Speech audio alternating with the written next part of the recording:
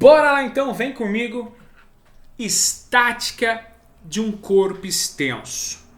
Gente, por que eu já parti aqui direto para a estática de um corpo extenso? Se eu falo de estática de um corpo puntiforme, primeiro ponto, um corpo puntiforme é um corpo que possui massa, porém possui dimensões desprezíveis.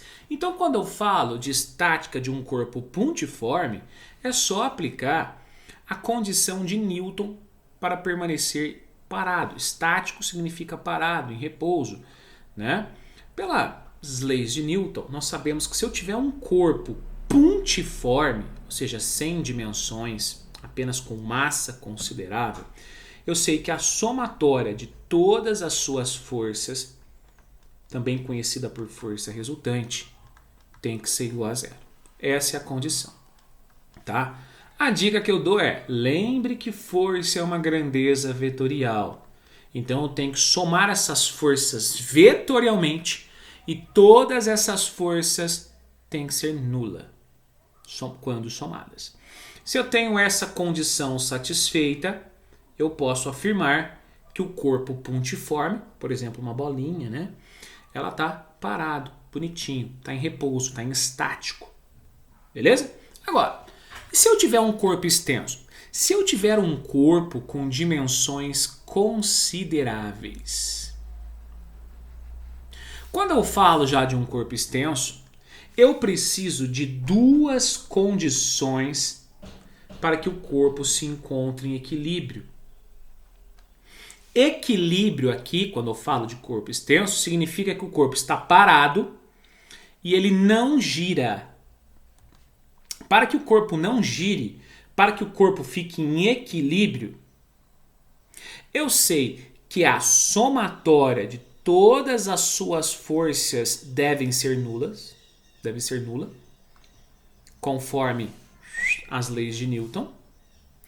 E também a somatória dos seus momentos, momento é uma grandeza vetorial também, tem que ser zero. Por quê? Porque eu tenho que ter duas condições. Quando eu falo de equilíbrio de um corpo extenso, meninos e meninas, eu tenho que ter o equilíbrio na translação e também um equilíbrio relacionado à rotação. Bom, na prática, na aplicação de exemplos associados à estática de corpo extenso, a gente pode usar praticamente a somatória dos momentos igual a zero. Um caso ou outro, eu vou ter que usar as duas condições. Veja bem, quando eu somo força por ser uma grandeza vetorial, dá um pouquinho de trabalho. Momento de giro, né, ou torque, somatório dos momentos, somatório dos torques igual a zero, ele dá um pouquinho menos de trabalho que leis de Newton. Então, por isso, que sempre que eu tiver um corpo extenso, eu primeiramente vou tentar resolver o exercício, tá? Essa é a dica do Lucão. Usando a somatória, a segunda condição de equilíbrio, que seria o somatório dos seus momentos, ou a somatória dos seus torques, ou a somatória dos seus momentos de giro igual a zero. Tudo bem? Agora, mas professor, tudo bem, eu entendi isso. Mas eu não sei o que é momento de giro, eu não sei o que é esse torque, eu não sei o que é esse M com flechinha que você acabou de falar, que proporciona o equilíbrio da rotação desse corpo.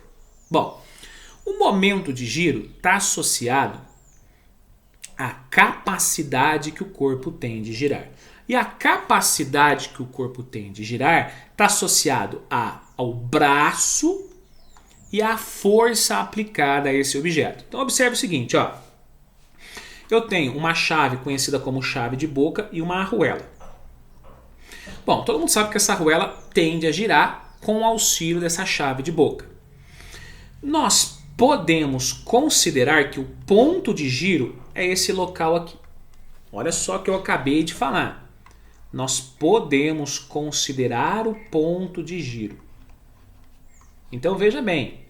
O ponto de giro não é algo fixo, não é algo que sempre deve ocorrer em apenas em um único lugar. O ponto de giro você que adota onde você quiser. Eu vou adotar para esse exemplo esse ponto como ponto de giro. Eu apliquei uma força F na extremidade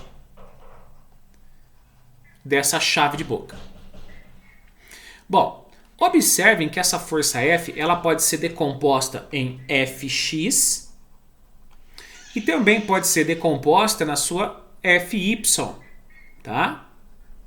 Por trigonometria é fácil demonstrar que Fx é F cosseno de alfa, Fy é F seno de alfa. Não entendeu isso?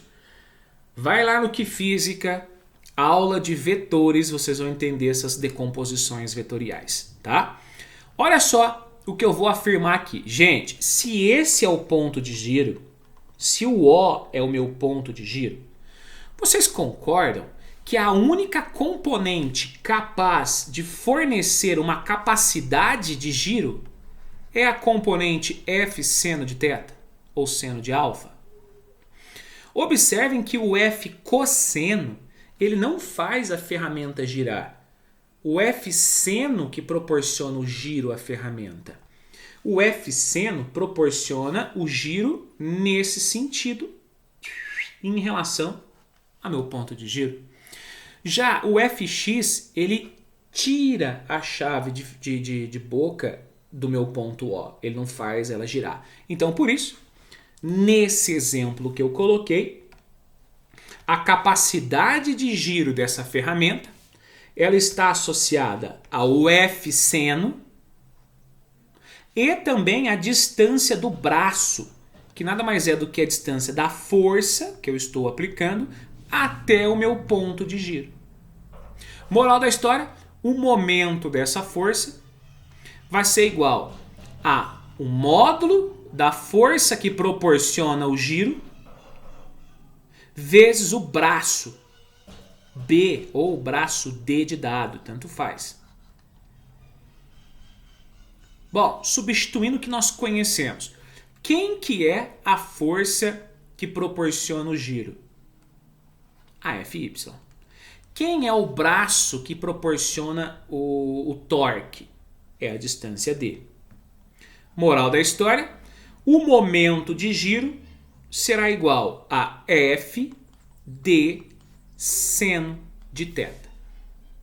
Gente, lembrando que momento é uma grandeza vetorial, ele pode ser ou positivo ou negativo. E o positivo e negativo do momento, desse torque da força, está associado ao giro ou à tendência de girar. Nós adotamos, veja bem o que eu estou falando, nós adotamos que quando a barra, quando esse corpo extenso tende a girar no sentido anti-horário, nós adotamos isso como sendo positivo. Já quando ele tende a girar no sentido horário, a gente adota ele como sendo um momento ou um torque negativo, tá? E a segunda condição de equilíbrio de um corpo extenso fala que a somatória desses torques ou desses momentos tem que ser igual a zero. Ou seja, todas as forças que fazem para girar no sentido horário, somadas às que fazem para girar no sentido anti-horário, tem que ser igual a zero. Afinal, o corpo não pode rotacionar. Entenderam? Espero que sim. Vamos fazer exemplos então?